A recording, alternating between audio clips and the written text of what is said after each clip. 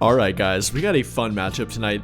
An old school traditional rivalry between the Boston Celtics and your very own LA Lakers, with the Lakers entering the game riding an 8-game win streak, having a record of 40-21, and then for Boston, also currently being the second seed, with a record of 45-18, are 8-2 of their past 10 games and currently riding a 3-game win streak of their own. Definitely should be a fun game and always a fun atmosphere in Boston when the Lakers come to town. But apart from that, we have some updates to go through, including about Rui Hachimura, Jordan Goodwin, and Jaxson Hayes. So we'll talk about that and the matchup itself later tonight. But before we get too far into it, let's go over our game day picks with Underdog Fantasy. And if you're a new signup, you can pick Luka Doncic to have higher than 0.5 points later tonight. So yeah, take advantage of that free pick. But then for my picks, if you're not a new signup, I got Luka Doncic having higher than 7.5 assists later tonight. Coming off a 12 assist game and a 15 assist game before that one, I think he can get at least 8. Then for my second pick, I got Dorian Finney-Smith having higher than 0.5 rebounds during the first quarter. Now in their starting lineup, or at least temporarily, he's had more than that in 3 straight games now, so I think he will continue that trend. Then for my third and final pick, I got former Laker Dennis Schroeder having higher than 0.5 assists during the first quarter. So if you want to follow along with me, or make your own picks, then be sure to check out Underdog Fantasy, and don't forget to use code JSM to get your free pick, plus up to $1,000 in bonus cash when you make a deposit. But now getting back to our topic. And like I said, a few new updates, and primarily in regard to the injury report, one of them being Jordan Goodwin, completely taken off the injury report, and that definitely is good news for their team tonight, matching up with Boston, who have a plethora of weapons, especially on the outside along the 3-point line, so they will need a guy like Jordan Goodwin tonight, matching up with guys like Derek White, Jrue Holiday, maybe even Jaylen Brown here and there. A pest like Jordan Goodwin will be key to this matchup, and he will be back tonight. Now I'm not sure if he'll be on a minute restriction. He is coming off a right ankle sprain, and it did appear to be a fairly serious ankle sprain, so he might be on a light minute restriction tonight, maybe somewhere between 15 minutes, and that might limit him, but I guarantee he'll be out there tonight, and especially taking on some tough matchups. So Jordan Goodwin will be good to go, but a guy that might not be does happen to be Jaxson Hayes. A new addition to their injury report, and currently being listed as questionable with a right knee contusion, aka a right knee bruise. No, not a bone bruise, don't get twisted, not that serious, nothing about a Kendrick Nunn or Gabe Vincent situation, but he will be limited if maybe held off the floor tonight, which definitely would hurt their team and their short-handed front court at that. I mean, other than Jaxson Hayes, their only other guy in the center rotation does happen to be Trey Jemison, who's been playing well for their team and definitely the enforcer off their bench for their team. But without Jaxson Hayes, that would leave them very short-handed. At that point, they would pretty much be forced to turn to a guy like Alex Len or Christian Koloko, as they really can't run their small ball lineup without Rui Hachimura, who unfortunately is out tonight as well. Though we do have an update on Hachimura, and I will touch on that in a bit here. But again with Hayes, definitely will miss him if he can't go tonight. I mean, matching up with a team like Boston, that's putting their #1 rated defense in the past 20 games to the test, and without Hayes, that will be a very tough test for them. I mean, during their past 10 games now, Hayes has been putting up about 8.1 points per game, 5.5 rebounds per game, shooting a team high 75% from the field, and on average being a plus 5.5 in regard to plus-minus rating. So again, without him it will be tough and they really will need him tonight, but obviously don't push it. Though for one final update, that being about Rui Hachimura, no, he unfortunately is not playing tonight, that's not for debate, he has been ruled out, but in regard to their upcoming road trip and playing during it, that's very likely a possibility and actually been hinted at too. Earlier this week, JJ Redick was asked about if he will travel with their team, and he had this to say about it.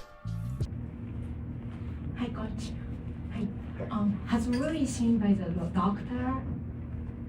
Say again? Rui, has he seen by the Oh, yeah, his 1 week will be tomorrow. Is he going to travel with the team? Or Yes, likely, yeah. thank you. Thanks, Coach. Good. Now if you couldn't make that out, Redick said yes, likely yes he will travel with their team. So again, maybe not a complete confirmation, but we'll be able to see Rui Hachimura on their bench tonight or not, and if that does happen to be the case, he traveled with their team, that's a pretty good hint that he will play during the upcoming road trip, and hinting that his knee tendinopathy which does have a very variable timetable to return, anywhere from 1 week all the way up to a few months, depending on the severity of the injury. Likely hints that it's not too severe, and he will be making a return relatively soon. Apart from that though, nothing new on the injury report. Per usual, Luka Doncic and LeBron being listed as probable, are pretty much likely to play and pretty much guaranteed to play. Bronny with the South Bay Lakers, Maxi Kleber being out yet, and no further update on him unfortunately, and nothing else being new.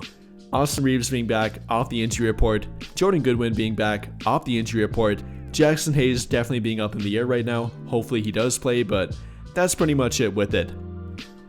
And then moving on to the actual matchup itself. Again, definitely a tough matchup with Boston, plenty of weapons, and definitely a bunch of guys to cover on defense, and it will be putting their #1 rated defense to the test.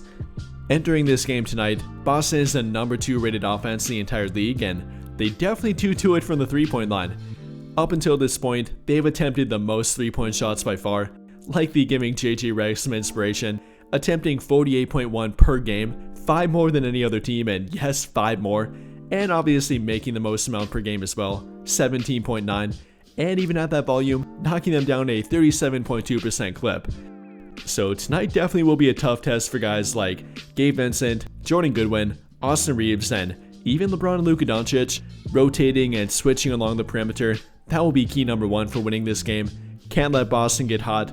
They can and will light you up for about 23-point shots if you let them, and it's definitely a key for them to win this game, if not the biggest key. After that though, another key will be winning the foul battle. Up until this point, both Boston and the Lakers are top 5 in fewest fouls committed per game, with the Celtics only committing 16.3 per game, and then the Lakers committing 16.8. And on top of that, the Lakers tend to draw a lot of fouls per game, are top 6 in the NBA in fouls drawn per game, while the Celtics definitely don't draw as many, are actually bottom 5 in the NBA in that, but they do more of their damage to the 3-point line, compared to the Lakers doing more of it in the paint, definitely growing from the 3-point line with Luka Doncic, but still more a bit paint orientated, and they definitely do need the free throw line more than Boston does, so if they can get Boston in foul trouble, especially a guy like Porzingis who really controls the paint for them, especially on defense, that will be a big boost in their ability to win, and not only from the free throw line but directly at the rim. Getting there without a guy like Porzingis being able to be aggressive would be an absolutely huge boost to guys like Luka Doncic and LeBron, or even Austin Reeves. He can do more damage on guys like Derek White and or Jrue Holiday. Obviously it'll be tough for him to do that, but if he can draw a few fouls on them, LeBron and Luka drawing fouls on Porzingis, that would definitely go a long way in their ability to win this game. And then on top of that, the turnover battle. Boston's been pretty clean about it pretty much the entirety of the season, but I can't say the same thing for the Lakers, especially lately. They won in spite of it, being 8-2 in their past 10 games, but during that time frame also have come turnover problems. In that 10-game sample, committing nearly 16 turnovers per game, with LeBron and Luka accounting for nearly 10 of them per game. That's not good. And if they do that against a team like Boston, who definitely can't take advantage of it, that would be a pretty difficult thing to overcome, and it might look a lot like their game against New York, having 14 turnovers entering the fourth quarter, but without the comeback thereafter. And obviously they don't want to do that. They don't want to shoot themselves in the foot and be their own worst enemy, which they can tend to do at times, but can't afford to do that tonight. Boston can and will take advantage of that. They'll make them pay for that. They're a great open court team. Guys like Jaylen Brown, Jason Tatum, Jrue Holiday, Derek White, they have a plethora of guys who, again, can and will take advantage of turnovers. But then finally, gotta mention bench production.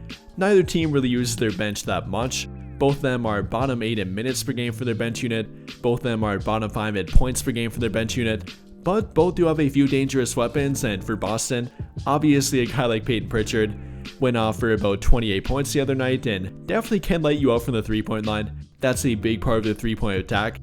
So not only guys like Derek White, Jason Tatum, and Jrue Holiday, Jaylen Brown with them, but then off the bench with Peyton Pritchard.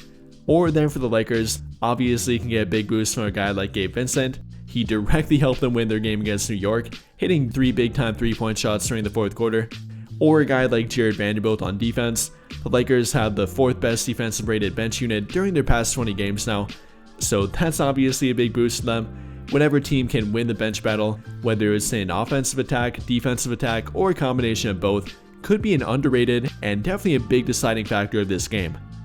Overall though, definitely should be a fun matchup tonight. Hopefully you'll have that playoff type atmosphere.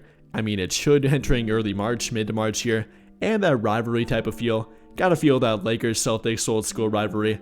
Definitely a fun matchup tonight, and one I'm definitely looking forward to as well. But with that being said, what do you guys think? How do you feel about the updates and the injury report? Who might be playing, who might not be playing? And simply the Lakers' outlook, both in regard to this game tonight and going forward as well. Let me know your thoughts in the comments down below. But I think that'll pretty much do it for this one. And if you enjoyed the video, then I'll greatly appreciate it if you dropped a like, subscribe to the channel if you have not already, and hit that notification bell to never miss out when I upload a video. But as always, thank you for watching and have a great day or night.